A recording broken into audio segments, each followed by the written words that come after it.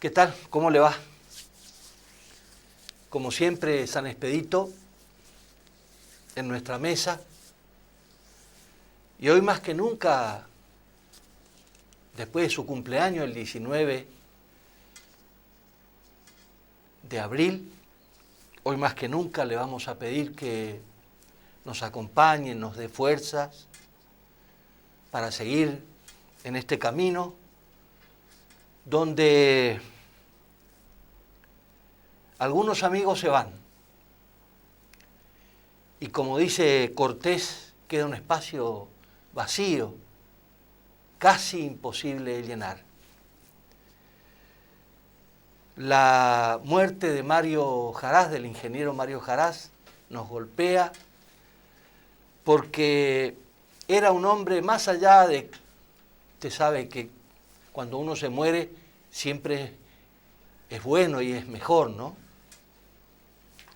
Pero Mario era un hombre solidario, preferentemente solidario, y se preocupaba por aquellos que tenían menos.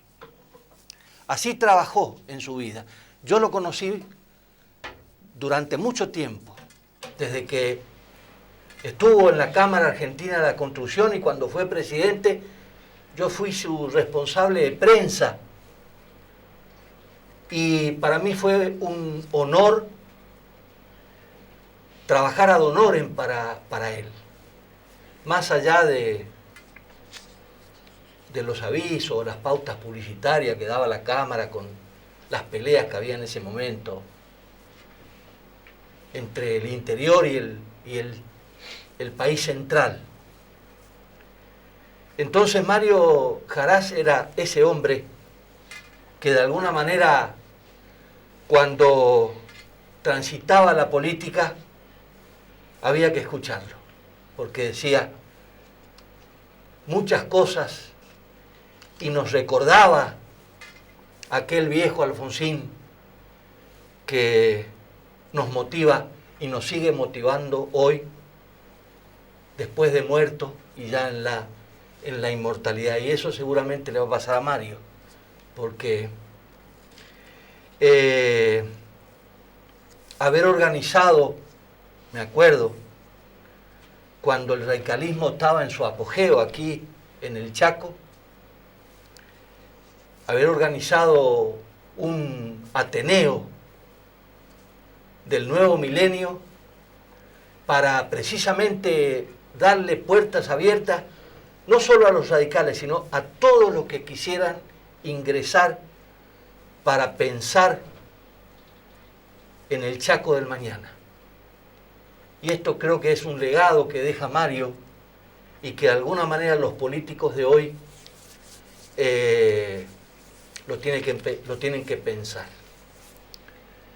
Hoy vamos a conversar con el subsecretario de Comercio y Servicio, Industria y Servicios de la Municipalidad, Sergio Vallejos, que de alguna forma también nos va a compartir su experiencia, porque de alguna forma transitó también los caminos de Mario en el radicalismo. Y vamos a preguntar, vamos a mirar un poquito cómo está la ciudad, cómo golpea fuerte cuando la ministra de Salud de la Nación volvió a decir hoy, Carla Bisotti, que la Argentina está en el peor momento de la pandemia. ¿Lo entendemos a eso? ¿Entendemos que no se puede hacer política con la pandemia? Este es un poco el desafío de hoy. Incluso, ¿qué hubiera dicho Mario en este momento? Sergio, gracias por venir. ¿Qué tal? ¿Cómo te va? Hola, Tonino, gracias. Nueva indumentaria, ¿no? Sí, nueva indumentaria con el...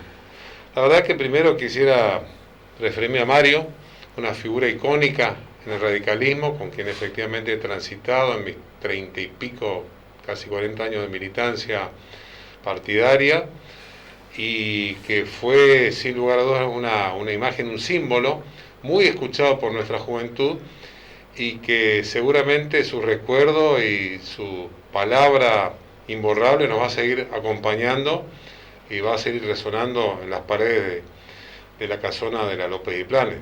Verdaderamente es doloroso y quiero saludar a los familiares, los conozco a los hijos, a los nietos, incluso mi hijo es compañero de colegio con los nietos de Mario.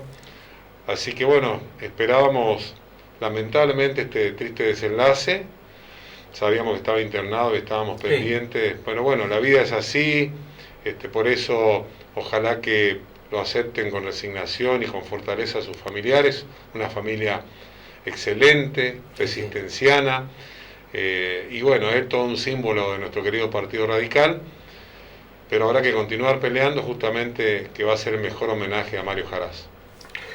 ¿Cómo está la pandemia acá en la ciudad de Resistencia, Sergio?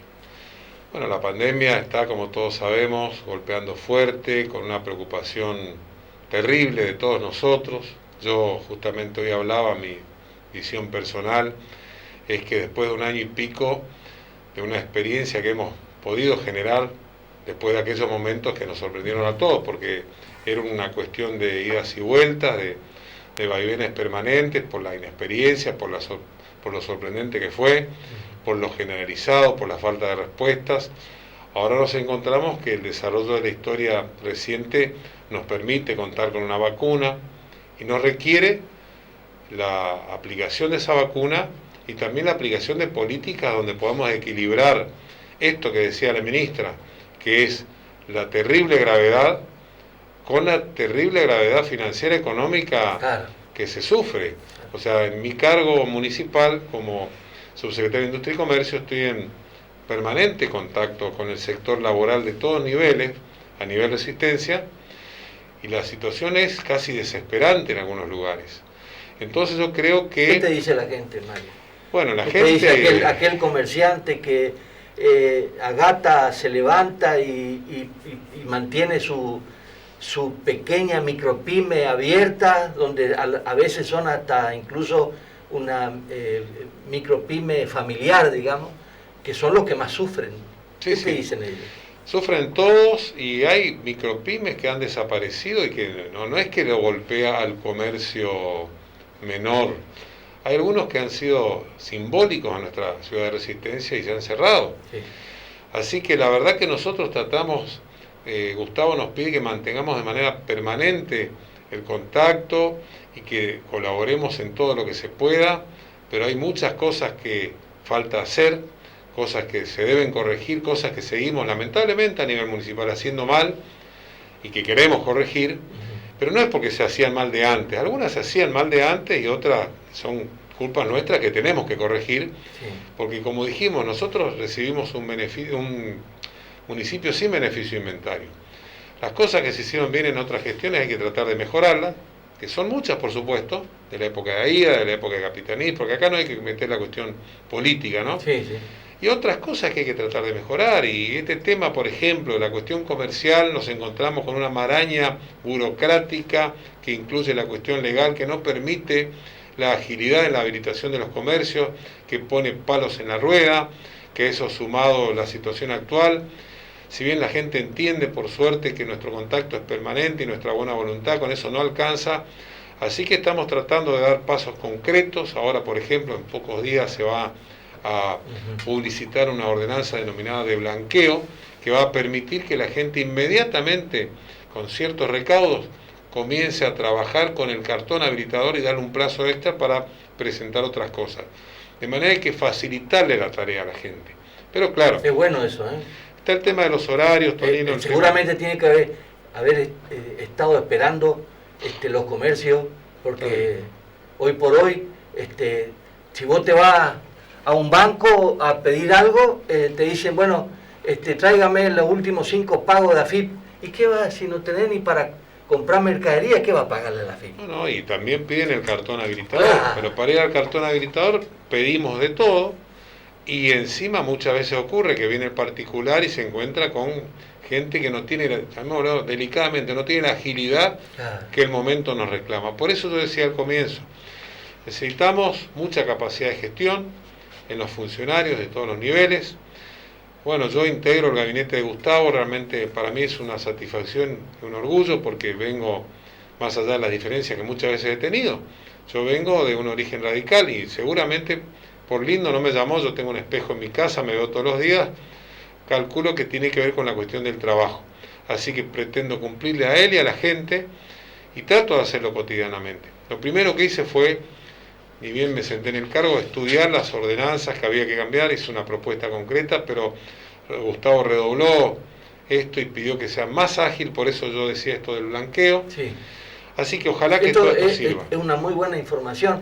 ¿Cómo se va a instrumentar esto? Bueno, ya por suerte un poquito tenemos este todo. Tema, tenemos la cuestión técnica lista Uh-huh. para presentar el proyecto de ordenanza. La idea es presentarla, para sintetizar, es pedir los mínimos requisitos que incluyen, por supuesto, una cuestión de seguridad, porque también hay que cuidar, según el rubro.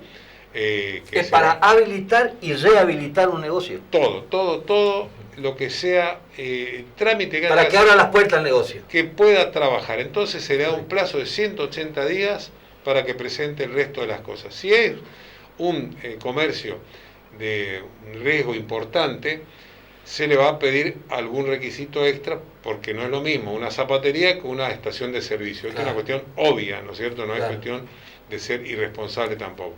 Pero la idea es simplificar para que la gente pueda trabajar.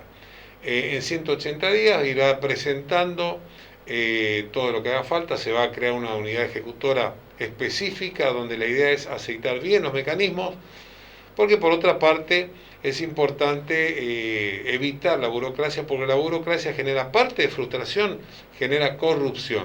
Los circuitos tienen que ser rápidos, la mayoría de los casos online, para lo cual se está trabajando fuertemente como nunca se hizo, con muchos tropezones al comienzo, tengo que decirlo, pero cada vez un poquito mejor, cada día.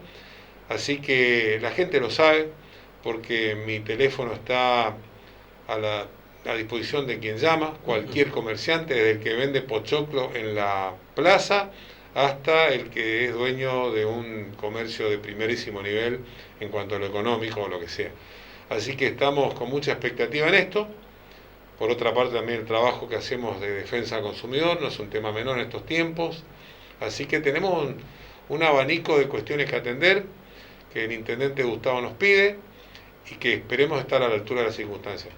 Sergio, digamos, se celebró un acuerdo entre el municipio y la Cámara de Comercio por los 100 años de la Cámara de Comercio.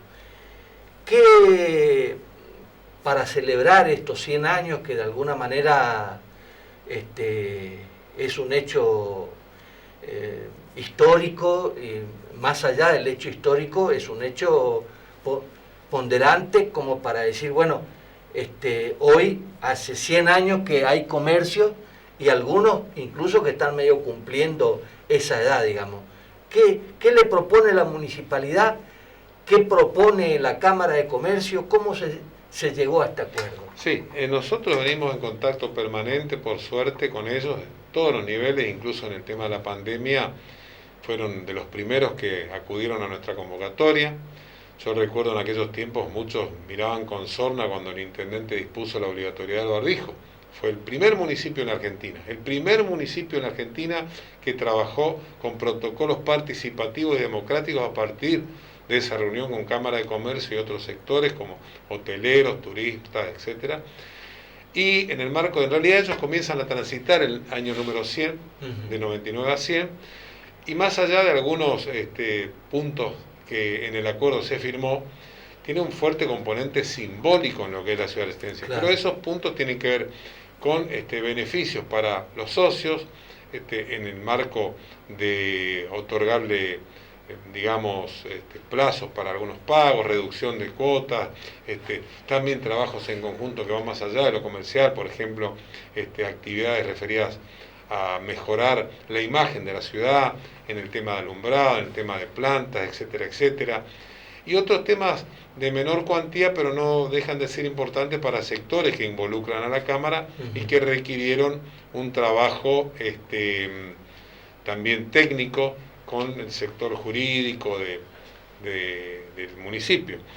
De manera de que, bueno, para mí es muy importante esto porque el comercio es una bandera digamos, icónica, digamos, en lo que es la ciudad de Resistencia. La nuestra es una ciudad comercial por excelencia y, bueno, por supuesto, ese es el motivo por el cual el impacto del COVID pega más fuerte y hay que estar con las antenas bien levantadas para atender rápidamente lo que haga falta en todo sentido y, como dije al comienzo, estar a la altura de las circunstancias, los funcionarios y también la gente. Sergio, ¿se tiene una estadística de más o menos cuántos comercios cerraron desde, qué sé yo, marzo del año pasado hasta marzo de este año? Y supera el 30%, lamentablemente. Epa, con una mucho, pequeña meseta que se dio en los últimos tiempos, pero que ahora nuevamente comienza a golpear a partir de estas medidas que, bueno, son comprensibles, que debemos acompañar, que generan mucho nerviosismo y hoy, claro. Vos decías, digamos, evocándolo a Mario en los pensamientos de él, que evidentemente con esto no se debería hacer política, o sea, política partidaria, se debería hacer política de seguridad y política de salud, y una política inteligente que nos involucre a todos los sectores, porque creo que es una causa común. Por eso yo veo con preocupación y hasta diría con mucho fastidio, cuando hay actitudes de algunos sectores que pretenden montarse en ese mal humor de la gente para sacar algún rédito político. Creo que se equivocan porque no lo van a obtener, porque la gente puede estar con bronca, con desagrado, con nerviosismo y con hasta desesperación, pero la gente sabe que este es el momento de trabajar y la pandemia golpea en todos lados. O sea, no es que pasa acá en el Chaco, pasa en Francia, pasa en Alemania, pasa en países de primerísimo nivel, cultural y económico.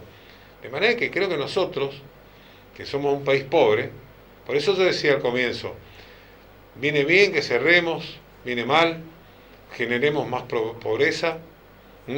Si generamos más pobreza, de la mano de la pobreza vienen todos los males. Sí. Entonces hay que pensarlo con cabeza fría, con mucha inteligencia, mucho equilibrio y con la participación de todos. Me voy a la pausa, pero antes de la pausa te dejo una pregunta que de alguna manera va a motivar la charla en el segundo bloque. Se estableció un presupuesto para 2021 de todo el trabajo en la municipalidad. Ese presupuesto está basado casi fundamentalmente en la recaudación, digamos, en el ingreso, más allá de el acceso a endeudamiento, a préstamo, a la coparticipación y todo eso. El ingreso juega un papel importante, o sea, la recaudación de impuestos. En el comercio, en la industria y en los servicios, la pregunta es, de agudizarse la pandemia, que va camino a eso, que nadie, digamos, pareciera ser que nuestra sociedad, no solamente la chaqueña, sino la del país, comienza a mirar por un costado. Me decía nuestra productora Mónica Espinosa que estuvo en toda la información que recibe, 5 chicos fueron internados, 2 están con respirador en la capital federal y no quieren cerrar las escuelas, o sea, hay una pelea. Bueno, ¿cómo van a resolver ese problema de agudizarse la pandemia y si no hay recaudación? Te dejo este tema porque me parece que ese debe ser una espada de Damocles que la tiene Gustavo en la cabeza y que la debe tener vos, que sos su secretario del ramo, digamos. Director, rapidito a la pausa y ya volvemos.